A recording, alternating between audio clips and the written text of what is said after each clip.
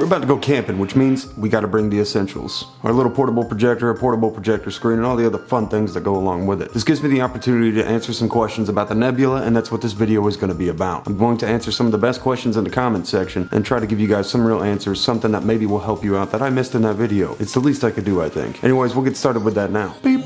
Kat asked, would you recommend the Nebula Capsule over any other comparable mini portable projector, or do you recommend other options at all? Now see, that's a really good question because I definitely think the Toumei one is really nice. I've only had hands-on with a couple different Pico, however you want to say it, projectors. I definitely think though that the Nebula's price coming down is a good sign for it being the option to make. Again, I think it was a little overplayed on sound, but the image quality is pretty good for what it is. It's very portable and just really easy to use, and I can't argue that. There's a couple things I wish they would have done a little differently. I wish it was a little bit brighter. Anyways, I think I would say that I would probably recommend the Capsule just because it has a lot more features than a lot of the other Pico projectors do. Whitney asked, can it project while charging or does it have to be off in order to charge? So yes, while you're charging it, you can use it in projection mode. It's actually probably best to do that when possible. Of course, that won't always be possible for you. Yes, it can charge and project at the same time, and it'll continue to fill up, just slower, and it'll eventually reach max charge. Jimmy asked, can you connect a separate Bluetooth speaker to it?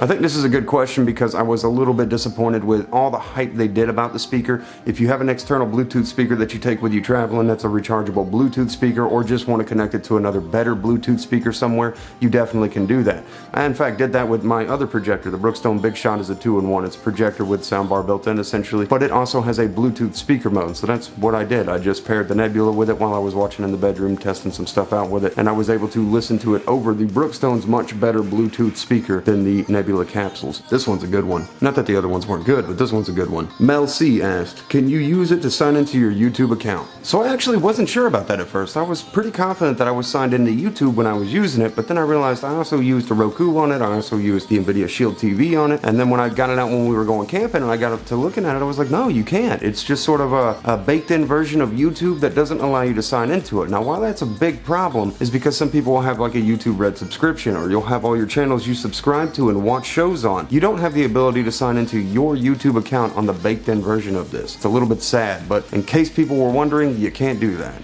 Tom asked, how could this work to extend my Windows 10 computer screen? Also, can it connect wirelessly to my computer? It does feature Miracast, so if you have a Windows-enabled device with Miracast or an Android phone with Miracast, you can broadcast to the Nebula via Miracast using a Wi-Fi connection. And because of Miracast, you'll be able to broadcast from an Android phone or an enabled Miracast Windows device in order to broadcast it on the screen, wall, whatever you're putting it on.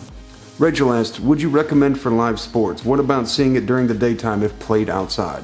So this projector is not going to excel in an outdoor brightly lit environment, especially the bigger you make your screen, the harder it will be to see it. Just keep that in mind. When we went camping, we're inside the tent, there's some overcast, it's not a super bright day, about 3 feet away at a 46-inch image, and we're looking at a pretty washed out image while watching a movie. Anyways, no, I don't recommend it for outdoors or live sports. Definitely something that you want to be in a more confined space with, good for travel, darker areas, darker rooms, not something for a good bright area. Paul asked, are you able to install apps from the Google Play Store directly? No, you can't. So Anchor and Nebula kind of went their own route with this and made their own Aptoid TV and their own Aptoid store for it. They pretty much vet what they're going to put on there and allow on there. For instance, I can go download MLB TV and watch my baseball, or so I think, but I have to have an Amazon-linked Amazon store account, which I cannot download, therefore moot point for me. So again, you're not going to get everything you want off of there unless they allow it in there or add it or work out a deal to which you can have it on there. And aside from side-loading your own Aptoid type TV, you're just kind of stuck with that. Steven asked, how did it taste?